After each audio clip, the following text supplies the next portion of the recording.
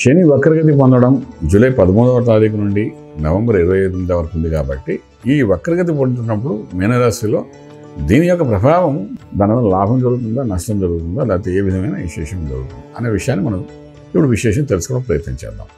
మనం వృశ్చిక రాశి వారు తీసుకుంటే పంచమ భావంలో జరుగుతుంది. పంచమ భావం అంటే అష్టైశ్వర్య భోగభాగ్యాలు ఇచ్చే ప్రదేశం, అలాగే సంతానం, పిల్లలు, పిల్లల భావంలో ఇవన్నీ జరుగుతున్నాయి.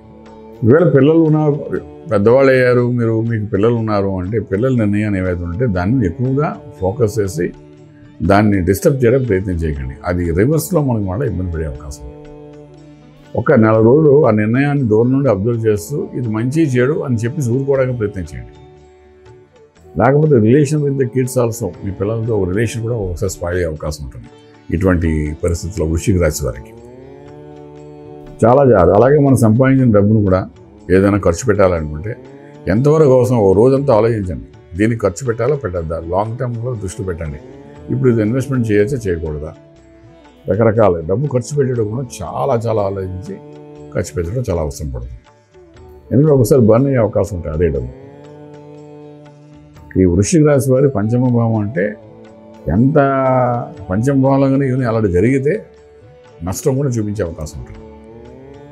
ఎందుకంటే ఇప్పుడు గురుబలం లేదు, తర్వాత 4 ఇంట్లో రాహు కూడా ఉన్నాడు ఈ కాంబినేషన్లోని. రాజ్యంలో ఉన్న కుజుడు వెళ్ళి ఈ యొక్క పంచమ భావాన్ని చూస్తున్నాడు.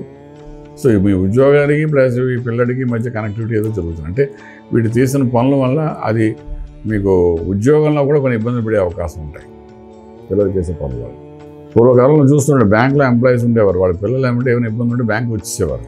బ్యాంకు వచ్చి అక్కడ కూడా పెడుతుంటారు, అంటే ఉద్యోగ స్థానంలో కూడా ఇబ్బంది పెడుతుండేవారు. వాళ్ళు ఏం చేయమంటారు, పిల్లడు అలా చేస్తున్నాం ఇంటికి వస్తానని నేను వెళ్ళేవారు.